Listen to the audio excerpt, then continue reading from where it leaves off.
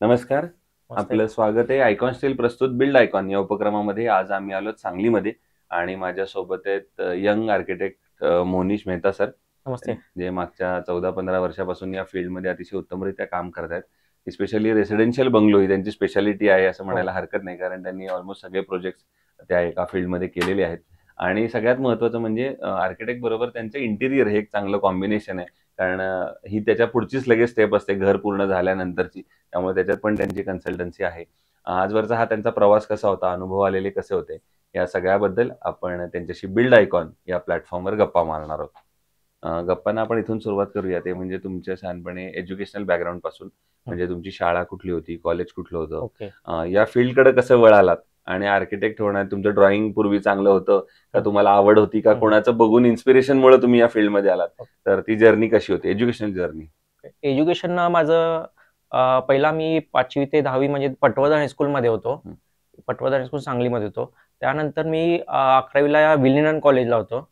11वी-12वी झाल्यानंतर 12वी नंतर काय करावं बरेच म्हणजे फील्डमुळे कुठली फील्ड घ्यायची ते तर थोडं कन्फ्युजनमध्ये होतो. पण आमचं थोडं कसं होतं फॅमिली बॅकग्राऊंडमध्ये माझी भाऊ किंवा माझे काका ते सगळे कन्स्ट्रक्शनच्या फील्डमध्ये होते. मग कन्स्ट्रक्शनच्या फील्डमध्ये असल्यामुळं मला त्याची थोडी नॉलेज पूर्ण होतं त्याचं. आणि कसं काकांचं किंवा माझा स्वतःचा भाऊ पण सिव्हिल इंजिनियर होता. त्याच्याकडे बघून मग माहीत पडली की काय करायचं ते. मग ऑप्शन होते की आमच्याकडं की आता भाऊ तर कन्स्ट्रक्शन ह्याच्यामध्ये आहे, त्याच्यापुढं काय करता येईल आपल्याला? मग 2-3 जणांनी मला सजेशन दिलं की आर्किटेक्चर फील्ड ही एक चांगली आहे. म्हणजे जिथं आपल्याला प्लॅनिंग हे करता येईल आणि रिलेटेड कन्स्ट्रक्शनच्या असल्यामुळं मी ती चूज केली. आर्किटेक्चर फील्ड एक 5 वर्षाचा कोर्स आहे तो. मग सांगली इथं बिरनाळे कॉलेज ऑफ आर्किटेक्चरला मी ॲडमिशन घेतली. साधारण एक मग ती जर्नी म्हणजे कॉलेजमध्ये खूप चांगली होती. खूप काही शिकायला मिळालं कॉलेजकडनं. ट्रेनिंगसाठी मी एक ट्रेनिंग पिरियडमध्ये असताना 3rd इयरला मी बेंगलोरला 6 महिन्यासाठी तिथं बाहेर ट्रेनिंग पण घेऊन गेलो. त्यानंतर 2000 साधारण एक 8-9च्या ह्याच्यात मी पास आउट होऊन पुढं पुण्याला मी शिफ्ट झालो. म्हणजे पुढचं काय म्हणतात त्याला प्रॅक्टिसिंग किंवा ह्या पदवी ह्याच्यात अजून करण्यासाठी, बरोबर. पुढे शिकण्यासाठी मी अनुभवासाठी. अनुभवण्यासाठी मी पुण्याला हे झालो. तिथं मला एक आर्किटेक्ट युनायटेड म्हणून एक फर्म होती प्रभात रोडला. तिथं मी थोडे रेसिडेन्शियल आणि थोडं एज्युकेशन आणि मेडिकल त्यांच्याकडं तसे प्रोजेक्ट होते. मोस्टली त्यावरती मी काम केलं. नंतर थोडं त्या ज्या टाईमला मी पुण्यात होतो त्या टाईमला थोडं बिल्डिंगचं बूम होतं. म्हणजे कन्स्ट्रक्शन बिल्डर्सच्या थोडं हे होतं, म्हणजे हाय राईज बिल्डिंग. त्यासाठी मी अजून एक फर्म होती संकल्प डिझायनर, तिथं मी जॉईन झालो. तिथं मला साईटवरचं जे काम असतं ते करण्यासाठी म्हणजे जास्त उपयोगी मिळालं ते. डिझायनिंग प्लस साईटवरचं पण हे मिळालं. त्यानंतर थोडं 2015ला मी सांगली शिफ्ट झालो. आणि सांगली माझी कसं पहिल्यापासून आम्ही इथंच असल्यामुळे आणि इथं थोडे पण ओळखी पण होते. आणि स्वतःचा एक बिझनेस किंवा स्वतःचं प्लॅनिंग आपलं चालू करायसाठी मग सांगलीला आलो मी. सांगलीला इथं माझं स्वतःचं ऑफिस चालू केलं मी. आणि थोडं पहिला सुरुवातीला थोडं स्ट्रगल झाला की थोडं अजून कसं कॉन्टॅक्ट्स नव्हते माझ्याकडं. पुण्याला म्हणजे पुण्यात असल्यामुळं इकडचं थोडं सांगलीचं कॉन्टॅक्ट्स माझे कमी झाले. मग इथं थोडं आल्यावरती फर्स्ट 1 वर्ष ते थोडं नवीन माणसांना भेटणं किंवा इथले बिल्डर्स किंवा थोडेफार कन्स्ट्रक्शन लाईन मधल्या माणसांना मी भेटले. सुरुवातीला थोडं हे झालं, पण नंतर एक प्रोजेक्ट यायला लागले. त्यात मग मी मोस्टली रेसिडेन्शियल आणि रेसिडेन्शियलमध्ये जास्त म्हणजे बंगलोज ह्याच्यात तर थोडा मी माझा म्हणजे प्लॅनिंगचं पण होतं, त्यामुळे मी त्यात इंटरेस्ट हे केलं पुढं हे करायचं. रेसिडेन्शियल बिल्डिंग बंगलो बरोबर आम्ही इंटिरियर पण पुढं हे करतो. म्हणजे कसं एकच प्रोजेक्ट घेतला तर ते पूर्ण कंटिन्यू आपल्याला करता येतोय. हम्म. आणि कन्स्ट्रक्शनचं ह्याच्यात पूर्णच आम्ही सगळे पूर्णच साईट वरचं पण पूर्ण प्रोजेक्शन हे असते आमच्याकडे. वा. हा फारच एका जास्त अर्थानं चांगला प्रवास होता. मी असं म्हणेन की तुम्ही त्यात सगळ्यात महत्वाचं मला आवडलं म्हणजे प्रामाणिकपणे तुम्ही सांगितलं की जो स्ट्रगलिंग पिरियड असतो बरोबर तो फार महत्वाचा असतो कुठल्याही इंजिनियर आर्किटेक्टच्या आयुष्यामध्ये. कारण फ्रेशरला कोणी काम देत नसतं आणि काम नाही त्यामुळे बरोबर. त्याच्याकडे एक्सपिरियन्सही येत नसतो. पण तोही पिरियड तुमचा पास झाला आणि आता तुम्ही चांगल्या फेजमध्ये आलेला. त्यामुळे आता आपण पुढच्या प्रश्नांकडे डायरेक्ट वळूया. ते म्हणजे सांगलीत काम केल्यानंतर तुम्ही पुण्यात तर काम करून आला, पण बरोबर. सांगलीमध्ये काम करताना अकुशल कामगार किंवा अनस्किल्ड लेबरचं पर्सेंटेज हम्म. हे बरेच जास्त आहे बरोबर इकडच्या बरोबर भागामध्ये नक्कीच. आणि त्यांच्यावर काम करणं बऱ्याचदा धोकादायक सुद्धा ठरतं. तर अशा वेळेला तुम्ही ती परिस्थिती कशी हाताळता साईटवर आणि तुम्ही कसं बघता एकंदर त्या सिच्युएशनकडे? बेसिक म्हणजे कसं आमचं आर्किटेक्चर झाल्यामुळं आम्हाला त्या फील्ड मधली माहिती आहे की ऍक्च्युली काय काय लागते आपल्याला. म्हणजे इव्हन म्हणजे कसं एखादी बिल्डिंग बांधताना कन्स्ट्रक्शन खड्डा काढण्यापासून पुढं जे स्टील ते बांधतो आपण ते पण आम्हाला म्हणजे आम्हाला माहिती असते. त्यामुळं आम्ही स्वतः पर्सनली तिथं थांबून ते कसं काम योग्य होते का नाही ते आम्ही स्वतः सुपरवायझिंग करतो. बरोबर.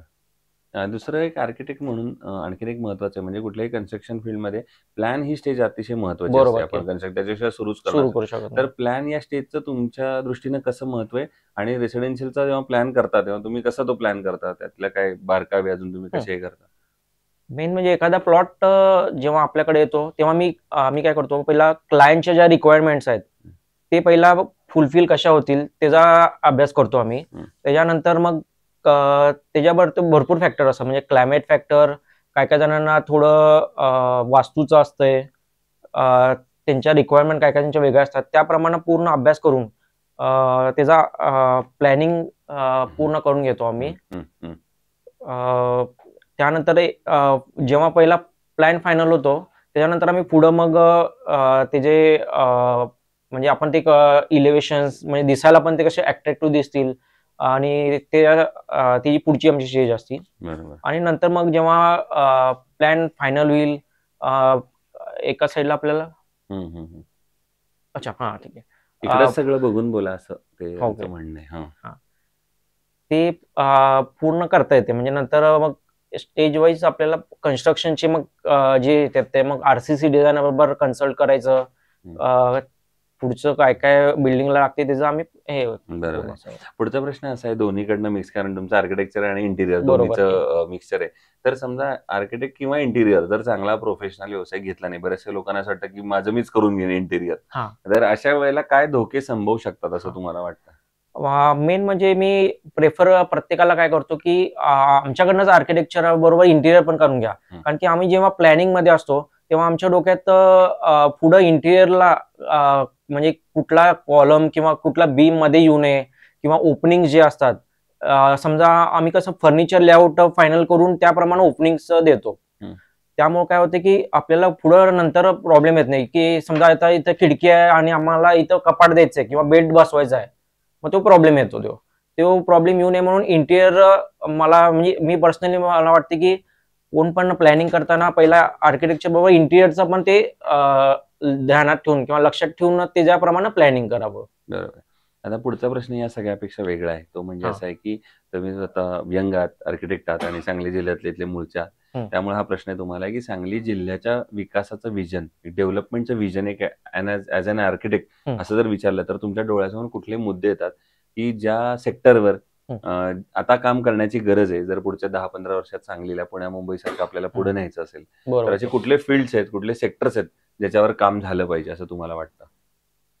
आता कन्स्ट्रक्शनच्या ह्याच्यात म्हणजे ओव्हरऑल पूर्ण सिटीसाठी, पूर्ण डिस्ट्रिक्टसाठी, सांगली डिस्ट्रिक्टसाठी नाही, आता ग्रोथ तर सांगलीची वाढायला लागली आहे. फक्त काय व्हायला की कनेक्टिव्हिटी थोडी कमी आहे. म्हणजे आपलं कसं होतं की कोल्हापूर हायवे पासून थोडं आत पडते आणि इथं अजून तसे ड्रेनेज किंवा रोडची कामं किंवा थोडे म्हणजे म्हणतो की लेबर पण थोडे कमी पडतात. आता महाराष्ट्रात म्हणजे सांगलीतले थोडे बाहेर सगळे कर्नाटकातनं लेबर ते नेतात. तेच थोडं वाढवायला पाहिजे. म्हणजे आणि इथं अजून थोडे बाहेरचे बिझनेस ते न्यायला पाहिजेत. बरोबर आहे. त्यासाठी तर तुम्ही 2-3 महत्त्वाचे मुद्दे सांगितले. जसं तुम्ही म्हणलात, की एम्प्लॉयमेंट चांगली वाढली पाहिजे, बिझनेस वाढले बरोबर पाहिजेत की. आणि इंडस्ट्री आली पाहिजे. मग या सगळ्याला सरकारनं काय पावले उचलली पाहिजेत असं तुम्हाला वाटतं? जर ह्याला अजून थोडंसं चालना द्यायची असेल, थोडं स्पीड करायचं असेल तर?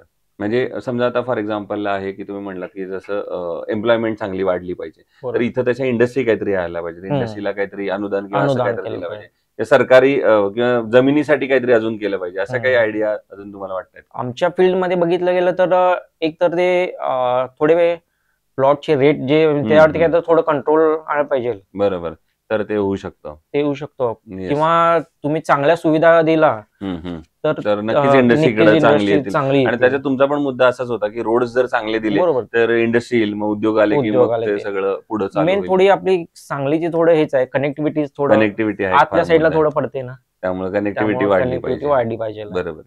आता पुढचा मुद्दा असा आहे, की तुम्ही आतापर्यंत जेवढे प्रोजेक्ट्स केलेत त्यातला एखादा आयकॉनिक प्रोजेक्ट सांगू शकाल का? की जो प्रोजेक्ट करताना तुम्हाला एक काहीतरी वेगळेपण होतं, काहीतरी नाविन्य होतं आणि तुम्हालाही आनंद जास्त होता ते करताना? मी एक त्यात विजयनगर चौकात एक म्हणजे फॅमिली होती. 2 मुलं म्हणजे 2 भाऊ होते. त्यांचीच फॅमिली होती. म्हणजे ते त्यांचा एक बंगलो करत होतो. ते 2 बंगलो कसं होतं, की दोन्ही भावांची कशी होती, की वेगवेगळ्या रिक्वायरमेंट होत्या.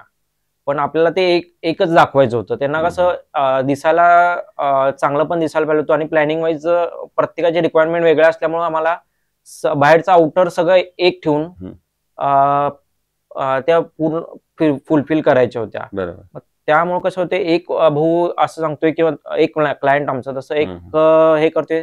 त्याला थोडं म्हणजे थोडं खूप difficult त्याच्यात झालं. चेंजेस आव्हान झाले आले. किंवा थोडेफार आमच्या ह्याच्याप्रमाणे झालं किंवा थोडं हे झालं. असं करणं बरोबर. हां. दुसरं कन्स्ट्रक्शनमध्ये जेव्हा स्टील निवडण्याची वेळ येते, हं. तेव्हा तुम्ही काय पॅरामीटर्स बघता आणि ठरवता, की हे स्टील चांगलं आहे, हे वापरलं पाहिजे? बरोबर. एक तर त्याची स्ट्रेंथ बघतो आपण. हं. स्ट्रेंथ पाहिजेल आहे. ते करोजन काय व्हायला नाही पाहिजे.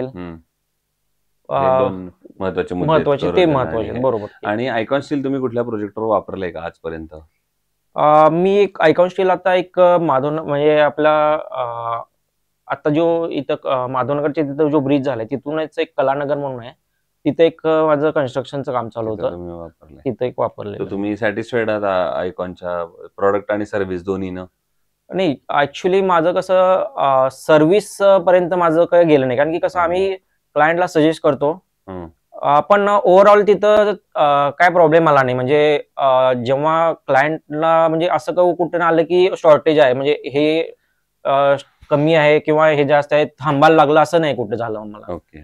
आणि अगदी शेवटचा प्रश्न म्हणजे या सेक्टरमध्ये जे आता फ्रेशर आर्किटेक्ट येत आहेत, ज्यांचा फर्स्ट स्टेप आहे, तर तुम्ही एक त्यांचा मित्र म्हणून आणि सीनियर म्हणून त्यांना काय सल्ला द्याल या क्षेत्रात येण्यापूर्वी? म्हणजे त्यांना पण जर बरोबर. तुमच्यासारखंच असं सक्सेसफुल व्हायचं असेल, तर त्यांना काय सांगाल तुम्ही? किंवा तुम्ही काय वापरलं आणि ज्यामुळे तुमचं वाट सोपी झाली, तर तोच फॉर्म्युला तुम्ही त्यांना सांगा. आता कसं व्हायला लागलं की जी नवीन जनरेशन यायला लागले म्हणजे थोडंफार म्हणजे बघण्यावरून झालं की ते प्रत्येक जण डायरेक्ट एक्सपिरियन्स न घेता डायरेक्ट साईट एखादी अप्रोच होतात. बरोबर. त्यामुळे काय होते भरपूर त्रुटी राहून जातात की काय काय थोडं दिसण्यापुरतं असं थोडं होऊन जाते. पण मला काय वाटतं की प्रत्येक कोण यंग आर्किटेक्ट असेल ना आता तो पहिला एक्सपिरियन्स कुठल्या तरी एक सिनियर आर्किटेक्ट कडं किंवा कुठे तर चांगल्या फर्म मध्ये एखादा एक्सपिरियन्स घ्यावा. त्याच्यानंतर तो स्वतःच चालू करावं. बरोबर. त्यामध्ये सो हे होते आर्किटेक्ट मोनीश मेहता आणि त्यांनी सांगितलं त्याप्रमाणे एक्सपिरियन्स घेणं आणि त्याच्यानंतर स्वतःची कन्सल्टन्सी सुरू करणं हा सगळ्यात बेस्ट पर्याय आहे यामधला. नक्कीच. पुन्हा एकदा आपल्या मनापासून आभार आणि भविष्यात सुद्धा असेच आयकॉनिक प्रोजेक्टची निर्मिती तुमच्या हातून व्हावी याच आयकॉन स्टील कडून मनपूर्वक शुभेच्छा.